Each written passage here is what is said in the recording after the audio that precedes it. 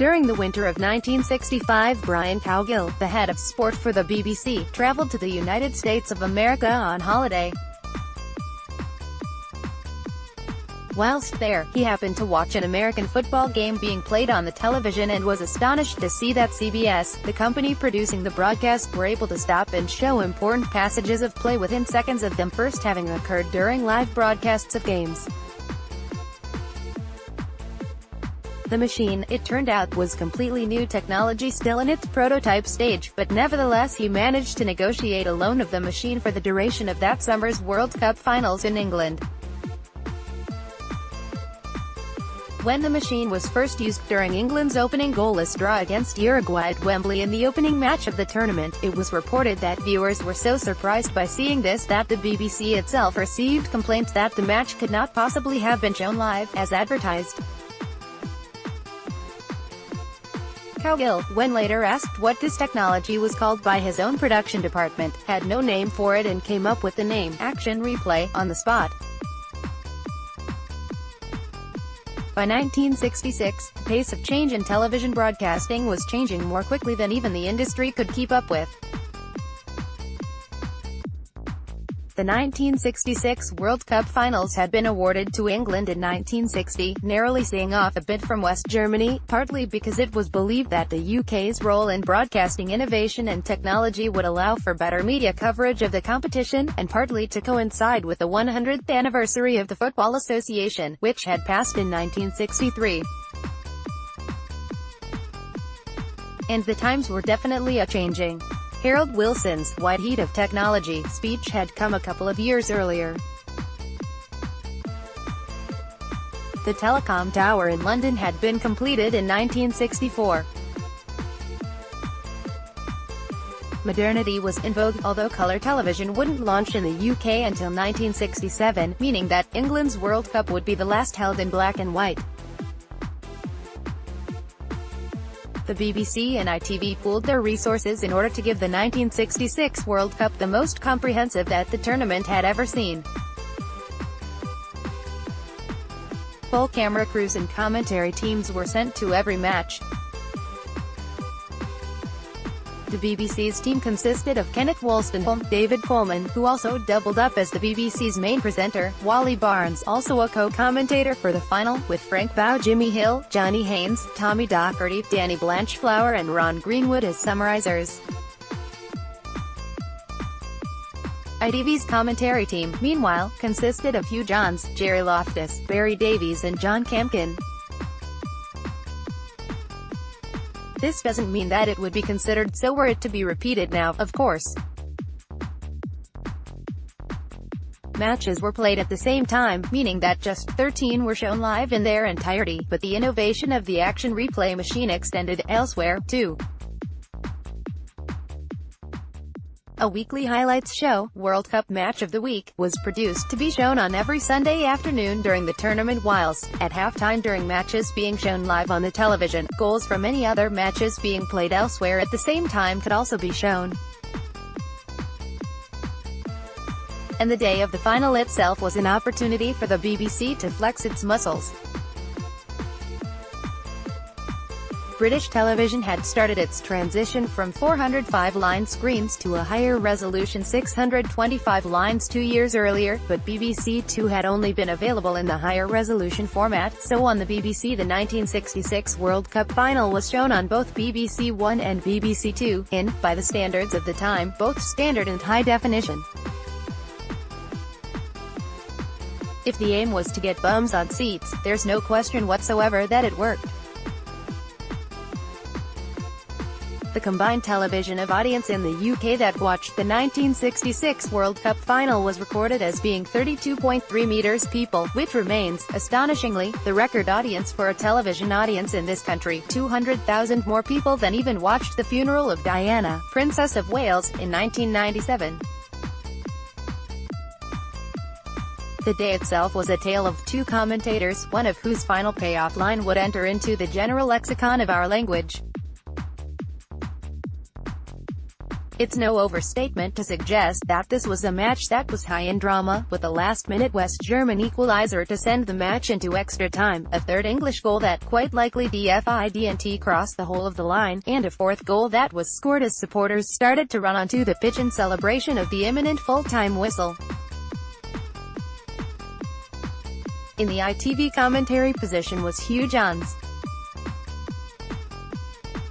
Johns was a relative rookie, who'd recently been plucked from regional Welsh company TWW to commentate for the London Weekend franchise holders ATV.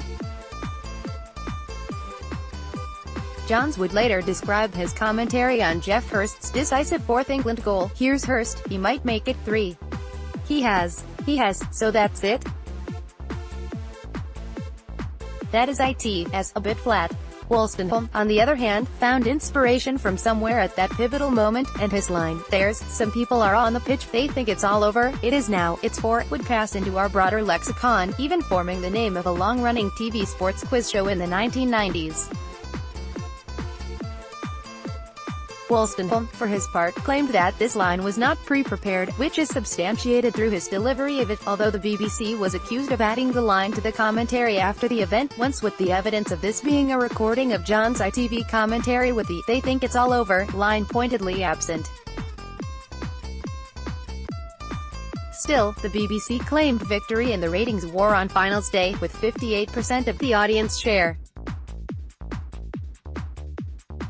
With the final itself having taken place somewhat late, the 1966 World Cup final was played on the 30th of July, there was a crest of a wave to be ridden, and ITV welcomed the following season by giving its regional Sunday afternoon programs a lick of paint, whilst Wolstenholme welcomed viewers to the first match of the day of the 1966-67 season, a match between West Ham United and Chelsea, played just 3 weeks after Bobby Moore had lifted the trophy at Wembley, with the words, "We hope that you'll go along to watch your local team as well as watching match of the day, and, in reply to your many requests, yes, I will explain the more technical points of the game as we go along." By the time of the next World Cup, to be held in Mexico in 1970, the broadcasting world had moved on again, this time into the brave new world of color.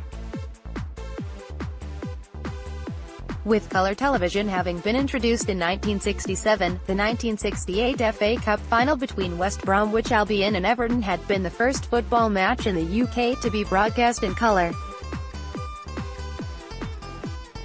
Furthermore, the BBC had greater competition in the arena of sports broadcasting.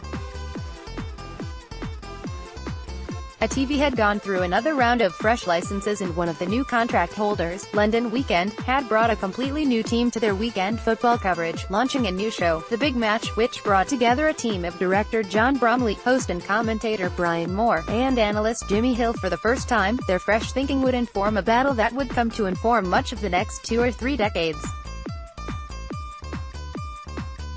There was little question that the 1970 World Cup finals were taking place in a very different environment to previous ones.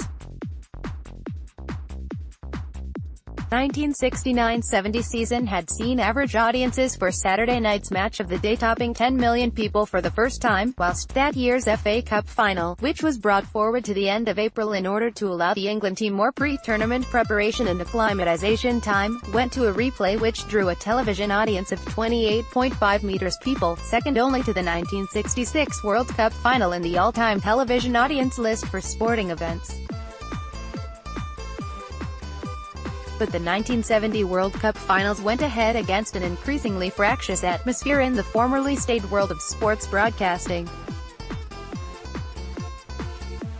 An attempt by the BBC to secure exclusive interview rights at Wembley for the 1969 FA Cup final between Manchester City and Leicester City had been undermined by ITV subterfuge and almost come to physical blows, whilst in January 1970 the FA summoned both broadcasters to a dressing down concerning the editorializing of refereeing decisions, which the FA felt was starting to negatively impact upon their attempts to maintain discipline within the game. And on top of all of that, just a few weeks before the tournament began, ITV stepped up their lobbying towards trying to make the BBC alternate its roster of summer sporting events with the BBC. With BBC One, BBC Two and ITV being the only available broadcasters, there were concerns that major sporting events of all hues being shown simultaneously on 2 channels was bad for audiences, but with the war of words escalating into the public realm by the spring of 1970, there were also others who argued that neither side came out of such arguments particularly well. It is through this prism, the BBC, aggressively defending their role as public service broadcasters in the face of the advertising obsessed BBC, and ITV, brash and inventive, fighting what they considered to be a monopoly for the state broadcasters, which put them at a distinct disadvantage. That television coverage of the 1970 World Cup finals is best viewed. Mexico had, as Chile had 8 years earlier, seen off a bid from Argentina in order to host the competition, but there were technical challenges ahead. This was the first World Cup finals that would be shown live on satellite in Europe from another continent. On top of that, Mexico used a 525-line television resolution, which was different to anything used in Europe. Matches being shown live had to be converted and re-encoded, which affected the picture quality. And on top of all of that, this was the first World Cup finals for which kickoff times were adjusted to suit overseas television audiences. A lot of kickoff times were moved to midday local time, meaning that they kicked off in sweltering heat. The weeks before the tournament became a frenzy. The England national team hit the #1 spot in the music charts with their first single, Back Home, and were featured heavily on BBC One's Top of the Pops. Both sides reviewed the 1966 finals as part of their previews. The BBC, with 3 highlights programs per day planned, one for early in the morning, one for lunchtime, and one for the early evening, were accused of overkill. Once the tournament began, though, discussion focused as much upon what was being shown before and after the matches as what happened during them.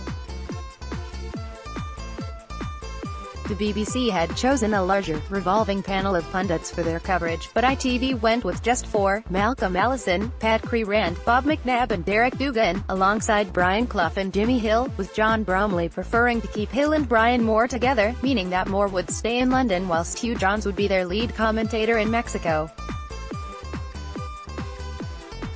Bromley's approach worked.